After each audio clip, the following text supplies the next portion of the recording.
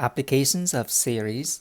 We will look at the estimation of pi by using series along with the integral. Evaluate the integral from 0 to 2, 48 over the quantity x squared plus 4 dx. B.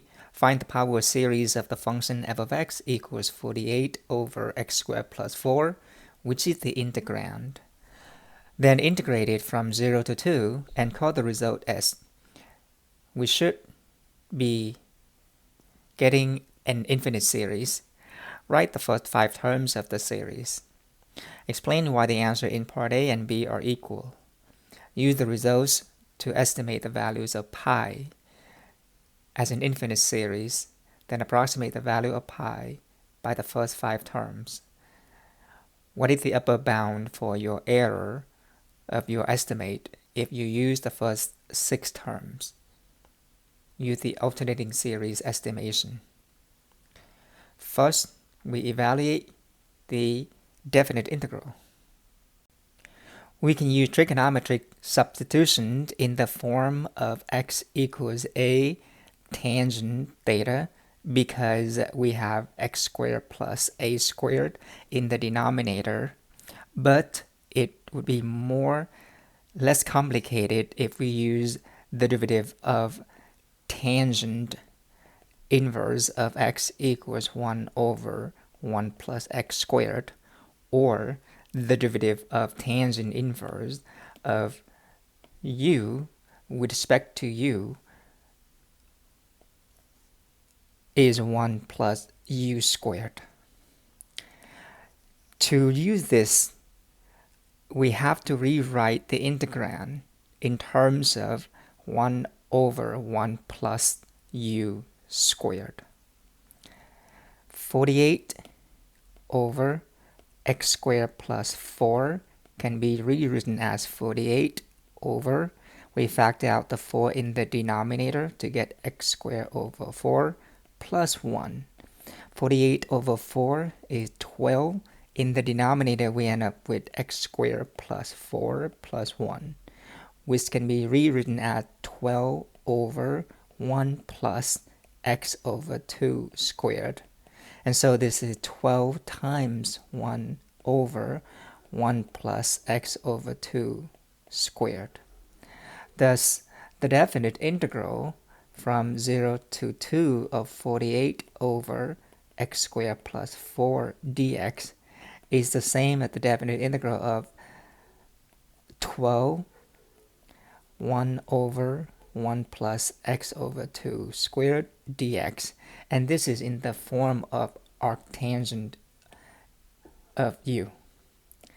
The derivative of tangent inverse of x over 2 is 1 over 1 plus x over 2, the quantity squared, times 1 over 2. Therefore, using guess and check or a simple use substitution, we have the antiderivative of 1 over 1 plus x over 2, the quantity squared, is tangent inverse of x over 2 times 2. And we evaluated it from 0 to 2. This is 24 tangent inverse of 2 over 2 minus 24 tangent inverse of 0 over 2. Tangent inverse of 1 is pi over 4, and tangent inverse of 0 is 0. Thus, the definite integral is 6 pi.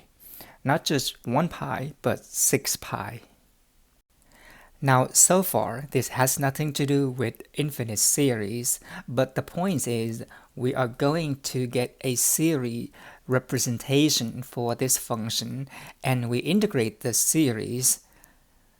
That means instead of the definite integral of the function, we can simply get pi over 6 as an infinite series. That's what we're hoping for in part B.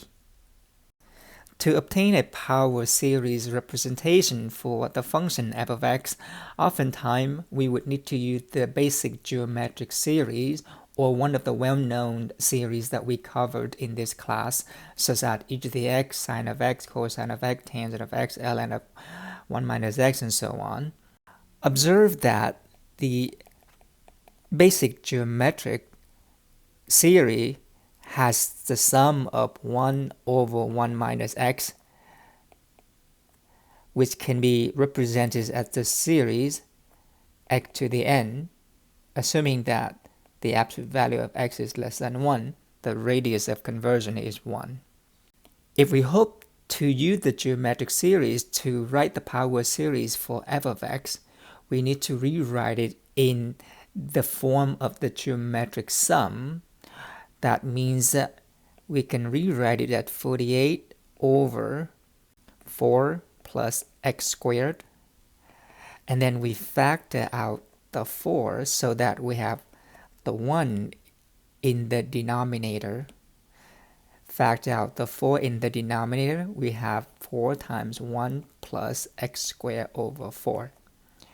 48 over 4 is 12. The denominator is now 1 plus x squared over 4. But the geometric sum is 1 over 1 minus r, or a over 1 minus r. And so we can rewrite this at 12 over 1 minus negative x squared over 4.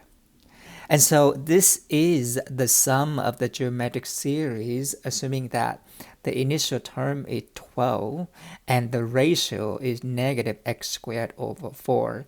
And obviously assuming that negative x squared over 4 is less than 1. Then we can write this as the sum of n go from 0 to infinity, 12 negative x squared over 4 to the n. This is the geometric series a r to the n, where a is 12 and r is negative x squared over 4. Simplifying this, we have the sum as n go from 0 to infinity, 12 times negative 1 to the n, x to the 2n over 4 to the n. This is the power series that represents the function 48 over x squared plus 4, which is f of x. Now we're going to integrate the series from 0 to 2 as the same as we did before when we integrate the function f of x from 0 to 2. But we can move the integral inside the summations so that we integrate 12 to the negative 1 to the n over 4 to the n x to the 2n dx. Now 12 times negative 1 to the n over 4 to the n is a constant because the variable of the integration is x dx. So we can move that to the front of the integral. The antiderivative of x to the 2n is x to the 2n plus 1 over 2n plus 1. And this is the definite integral we evaluated from 0 to 2. Plugged in 2, we have the series 12 times negative 1 to the n over 4 to the n times 2 to the 2 to the n plus 1 over 2n plus 1. And plug in 0 into x. 0 times any constant is 0. Thus, the integral is now the infinite series. Simplifying this series by using algebraic manipulation, we end up with the infinite series at n go from 0 to infinity, negative 1 to the n times 24 over 2n plus 1. So the first 5 terms of this series is when n is 0, a sub 0 is 24. This is because we plug 0 into n. When n equals 1, we have negative 1 to the 1 times 24 over 2 times 1 plus 1, which is minus 24 over 3, which is 8. A sub 2 is positive. This is an alternating series, 24 over 5. A sub 3 is 24 over 7, but it is negative because negative 1 to the third power is negative. A sub 4 is positive now, 24 over 9. This is the first 5 terms, a sub 0, a sub 1, a sub 2, a sub 3, a sub 4 of this infinite series.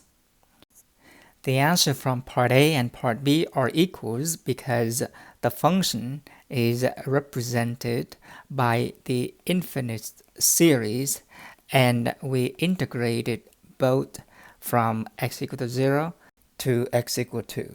We integrated this and we end up with this infinite series, negative 1 to the n, 24 over 2n plus 1. But from part A, we also saw that this is 6 pi.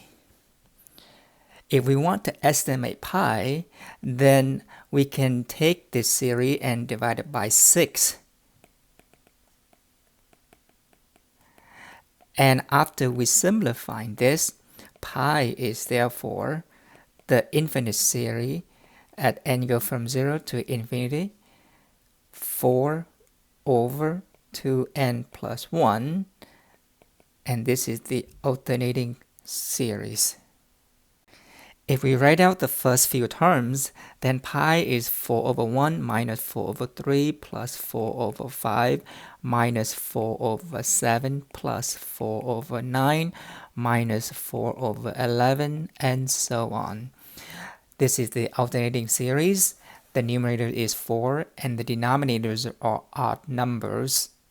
Also observe that pi over 4 is 1 minus 1 over 3 plus 1 over 5 minus 1 over 7 plus 1 over 9 minus 1 over 11, and so on.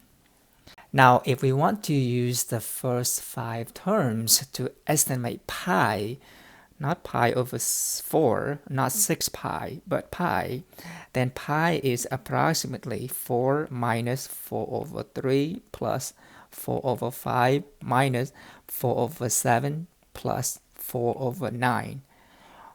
1, 2, 3, 4, 5, the first 5 terms.